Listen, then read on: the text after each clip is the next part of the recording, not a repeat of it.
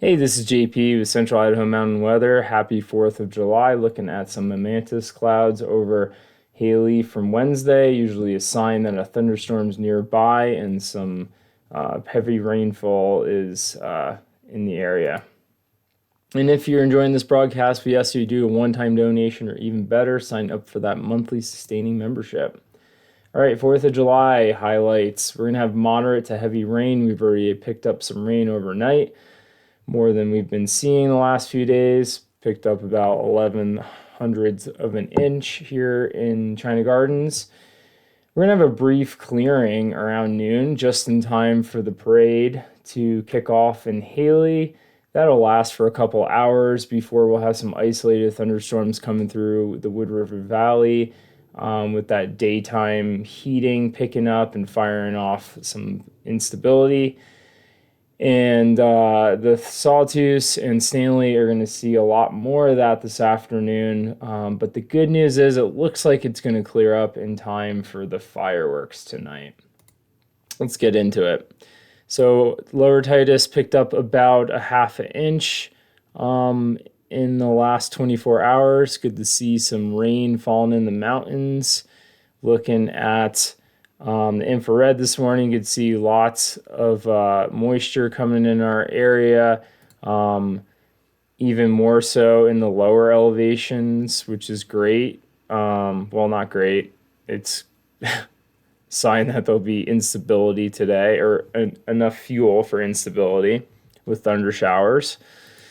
And looking at the satellite view, we're just starting to get daylight on the satellite reel. You can see this, all these purple spots are an overlay of where there's an electrical storm going on, aka thunderstorms. So we'll be seeing some of that coming into our area later today. Looking at the cloud forecast, which I don't really show too often, you'll see it's going to be rain, rain, rain, rain until right around noon. It's going to open up here in the Wood River Valley for the parade. That's going to last for a couple of hours before we're going to get some real spotty showers. So with that opening in the sky, that's going to allow the earth to get really heated up, create some heating that's going to be fueling the next round of thunderstorms coming over our area this afternoon. Let's take a closer look at that on the HER model. All right, so these are our bands that came over last night. This is the one that kind of just currently went through. We'll look at the radar here in a second. But you'll see this little clearing here. So we're going to have some real heavy rain going through the Wood River Valley Sawtooth area. It's kind of like over to the western side there. There is a flood watch for the Wapiti fire. And then we have that clearing, like I was saying, and then that's going to be enough to fire off some instability. So you can see this. I'll keep an eye on this. This is going to be coming over Hailey, an isolated thunder shower. These are looking really nasty that are going to be coming from the southwest to the northeast over the Sawtooth and then into Stanley this afternoon. It's going to be kind of hitting Stanley area around 4, maybe give it 3 to 6 p.m. today. But then all that stuff moves out for the evening for some fireworks. And tomorrow's looking clear, so that's good. Looking at the more on the instability, this is looking at how much Cape we could possibly see, the max amount. So you could see amounts over 1,000 to 1,500 joules per kilogram, which is pretty significant for our area. So lots of instability out there today.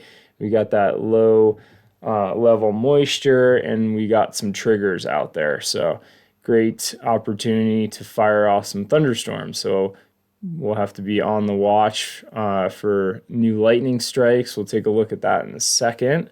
But first, I did want to show the current radar. So you can see this band that just came through right here, that just came through the Wood River Valley. And the second band here, it's got some more thunderstorm potential. It's going to be slowly working its way up into the Wood River Valley. Probably going to be hitting in the next hour or two, 9 to 10 range. So that's going to be the last storm before we have that clearing with that daytime heating. All right, flipping back into it. See what else I want to talk about. Let's hop into, well, before we leave, we're going to be cooler today in the upper 70s for the next couple of days, and then be picking up back into the 90s for next week, with some high pressure building. Rainfall amounts, this is through the storm event. The Wood River Valley is going to be picking up 1 to 2/10 of an inch. Most of that is going to be happening, the rainfall is going to be happening in the Sawtooth, where they can see additional 6/10 of an inch today. So definitely some pretty good rain for this time of year. Looking ahead at the 500 millibar charts, here is our low area, upper level low moving through today. We're going to be southwest flow for the next few days, so plenty of potential for thunderstorms today. Then you can see this closed low forms off the coast of California with high pressure over the Four Corners, and that's going to be creating that funnel event to feed up some monsoonal moisture, similar to how this happened this week. The only thing is we don't have that frontal system, like a cold front or a stationary front, to trigger off the afternoon thunder showers. So we'll be kind of looking for that daytime heating to kick off any afternoon thunder showers. And those are going to be, at this time, looking fairly dry. All right, so lastly, looking at some fire starts from yesterday. We got the Willow Fire, which is north of Cascade. Cascade Lake is down here. That's at 2.5. They do have one engine, a heli-tech crew, and smoke jumpers on scene, so hopefully they'll get that suppressed or contained, I should say, fast. And then there's another fire up, lightning strike fire, the Wood Hump Fire. A lot less information on this one. I don't know this zone as well. Let's see, what is this next to? I just looked at this morning. I'm not even sure what this is next to, y'all. I think it was pretty far west of Salmon. Yeah, we'll just keep an eye on that. I don't have too much information. Oh, there's Salmon, northwest of Salmon. But nothing, as far as I can see, in the Central Mountains direct. Most of that lightning happened to the northeast overnight. So happy 4th of July. Enjoy your day.